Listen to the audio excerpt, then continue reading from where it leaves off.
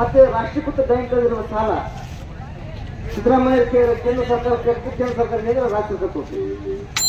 ಪಂಚ ಗ್ಯಾರಂಟಿ ಯೋಜನೆ ನಾವು ಯಾರು ಕೇಳಿಲ್ಲ, ಆದ್ರೂ ಪಂಚ ಗ್ಯಾರಂಟಿ ಯೋಜನೆ ಜಾರಿ ಮಾಡ್ತೀವಿ. ಪಂಚ ಗ್ಯಾರಂಟಿ ಯೋಜನೆಗೆ 48,000 ಕೋಟಿ ಕಟ್ಟಬೇಕು ವಾರ್ಷಿಕ. ನಮ್ದು ರಾಜ್ಯದ ಸಂಪೂರ್ಣ ರೈತರ ಸಾಲ 44,000 ಕೋಟಿ. ಸಂಪೂರ್ಣ ಸಾಲ ಮನ್ನಾ ಮಾಡಿದ ಸಿದ್ದರಾಮಯ್ಯ ಸಾಹೇಬ್ರೆ ಮುಂದಿನ ಬಾರಿ 3ನೇ ಬಾರಿ ಮುಖ್ಯಮಂತ್ರಿ ನೀಡೇ ಆಗ್ತೀರಿ. ಈಗ ರೈತರ ಒತ್ತಾಯ ಅದು ಮಾಡಲಿಲ್ಲ, ನೀವು ಆಗಿಲ್ಲ. ಅವರಂತೆ ನರೇಂದ್ರ ಮೋದಿ ಅವರು ಕೂಡ ಎಷ್ಟೋ ಕಾರ್ಪೊರೇಟ್ ಕಂಪ್ನಿಗಳ 3 ಲಕ್ಷ ಕೋಟಿ ಸಾಲ ಮನ್ನಾ ಮಾಡಿದ್ವಿ. ಅದಾನಿ ಅಂಬಾನಿ ಅಂತ ಅವರು ಖಾತೆ ಸಮೇತ ಐದು ಮಕ್ಕಳುಗಳ ಗತಿ ಯಾರಿಲ್ಲ. ಹಾಗಾಗಿ ಅವರೆಲ್ಲ ಬಿಡಬೇಕು, ರೈತರ ಕಡೆ ಗಮನ ಕೊಟ್ಟು ದೇಶಕ್ಕೆ ನೀವು ಊಟ ಮಾಡ್ತಿರೋದು ರೈತರ ಅನ್ನೋದು ತಿಳಿದು ರೈತರ ಸಾಲ ಮನ್ನಾ ಮಾಡಬೇಕು. ಮತ್ತೆ ಹುಲಿಗುಡ್ಡ ಏತ ನೀರಾವರಿ ಯೋಜನೆ ನಮ್ಮ ಮುಂಡಿಗೆ ತಾಲೂಕಿನಲ್ಲಿ ಸಂಪರ್ಕ ನಾಡು. ಹುಲಿಗುಡ್ಡ ಏತ ನೀರಾವರಿ ಕಾಲುವೆ ಮೂಲಕ ನೀರು ಸಿಗ ಅಂತ ಹೆಚ್ಚಿಗೆ ಆಗಿ ಫ್ಲೋರೈಡ್ ನೀರು ಕಮ್ಮಿಯಾಗಿ ಎಲ್ಲ ರೈತರ ಜಮೀನು ನೀರು ಇರ್ತಿತ್ತು.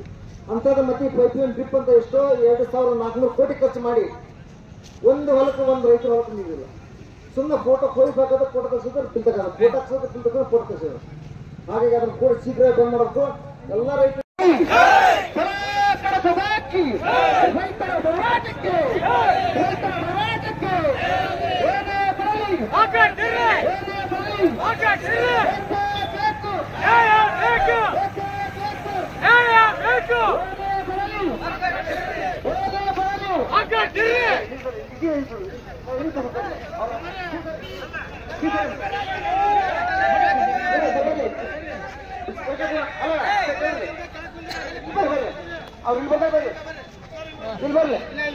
ದಯವಿಟ್ಟು ಎಲ್ಲ ರೈತರು ಹಿಂಗೆ ಬರ್ಬೇಕು ಸಾಹೇಬ್ರ, ದಯವಿಟ್ಟು ಟಿಕೆಟ್ ಬರ್ರಿ ಪಾಪ ಅವ್ರು ಮುಂದೆ ಹೋಗಿ ಬರ್ಲಿ ಅವ್ರು ಇಲ್ಲಿ ಬರ್ರಿ, ಈ ಕಡೆ ಬರ್ರಿ, ಈ ಕಡೆ ಬರ್ರಿ, ಕೇಳ್ಕೊಂಡ್ರಿ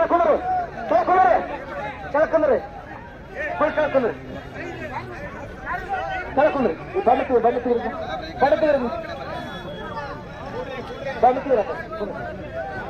ಬರ್ರಿ.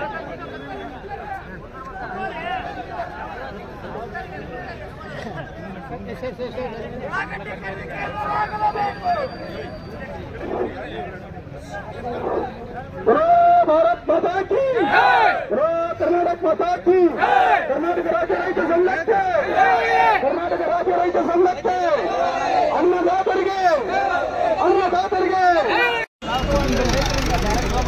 ಮಾತಾಡ್ತೀನಿ ಅಂತ ಹೇಳ್ತಿಲ್ಲ. ರೈತರಿಂದ ಖರೀದಿ ಮಾಡೋದಿಲ್ಲ ನಾವು,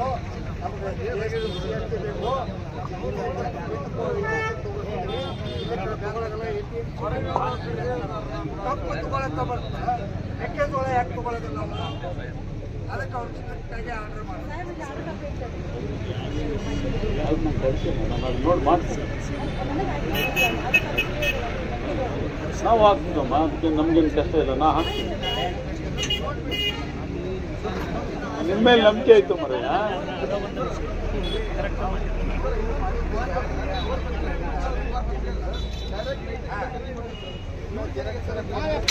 ನಾಳೆ ಮೀಟಿಂಗ್ ಅಲ್ಲಿ ಮಾತಾಡೋಣ ಕಣೋ ಅಂತ ಹೇಳ್ತಾ ಇದ್ದೀನಿ. ಅದನ್ನ ಅದು ಅದೇ ಮೆಕ್ಕೆಜೋಳ ಅವ್ರು ತಗೊಳ್ಳೋದಕ್ಕೆ ಅವ್ರ ಸಮಸ್ಯೆ ಏನು, ನಮ್ಮಿಂದ ಏನ್ ಸರಿ ಮಾಡಕ್ಕಾಗತ್ತೆ, ನಾಳೆ ಮಾತಾಡೋಣ, ಕರೆದಿದ್ದೀನಿ ಅವ್ರನ್ನು.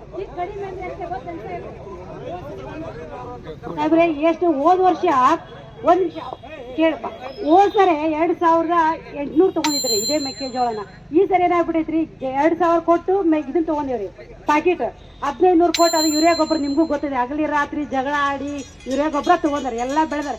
ಒಬ್ರು ಒಂದು ಕೂಲಿಗೆ 500 ರೂಪಾಯಿ ರೀ ಸಾಹೇಬ್ರಿ. ಇಷ್ಟು ತಗೊಂಡ್ ಎಷ್ಟು ತಗೊಂಡಾರ ಅಂದ್ರೆ ಬರೀ 1 ಕ್ವಿಂಟಾಲ್ಗೆ 1,200-1,300 ಕೊಡ್ತಾರೆ. ಮತ್ತೆ ರೈತ ಏನ್ ಮಾಡ್ತಾರ್ರಿ? ಮತ್ತೆ ಹೇಳ್ತೀರಿ ರೈತರು ಆತ್ಮಹತ್ಯೆ ಮಾಡ್ಕೋಬೇಡ್ರಿ ಅಂತ ಇಷ್ಟುದಾ ಭಾಷಣ ಮಾಡ್ತೀವಿ ಸಾಹೇಬ್ರೆ. ಮತ್ತೆ ರೈತರು ಎಲ್ಲಿ ಹೋಗ್ಬೇಕು ಹೇಳ್ರಿ ಸಾಹೇಬ್ರೆ? ನಾವು ಅದ್ರಾಗ ಇರೋದು ಎಷ್ಟು ಅಂದ್ರಿ ಸಾಹೇಬ್ರಿ, ನಿಮ್ಗೆ ಹೇಳ್ತೀನಿ. ಇದುವರೆಗೆ ಯಾವ್ದಾರ ಕಡಿಮೆ ಆಗಿದ್ದು ನೋಡ್ರಿ ಏನ್ರಿ ಸಾಹೇಬ್ರಿ? ಬಂಗಾರ ರೈಟ್ 1.5 ಲಕ್ಷ ಮಾಡಿದ್ರಿ. ಒಂದ್ ಚಪ್ಪಲಿ ಅಂಗಡಿಗಾರ ಏನು ಕಂಪ್ನಿ ಇದು ಮಾಡ್ತಾನ್ರಿ, ಕಡಿಮೆ ಮಾಡ್ಯಾರಂದ್ರೆ ಯಾವ್ದಾರ ಕಡಿಮೆ ಆಗೈತಂದ್ರಿ. ಆದ್ರೆ ಬೆಳೆದಿರ್ತಕ್ಕಂಥ ರೈತರ ಬೆಲೆ ಮಾತ್ರ ಏನಾಗ್ಬಿಡ್ತದ ಅಂತ ಹೇಳಿ ಸಾಹೇಬ್ರಿ, ಏನ್ ಕಡಿಮೆ ಆಕಂತ ಹೊಂಟೈತಿ.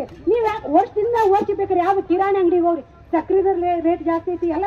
ಆದ್ರೆ ಇದಕ್ಕೆ ಯಾಕೆ ಕಡಿಮೆ ಮಾಡಾಕತ್ತೀರಿ?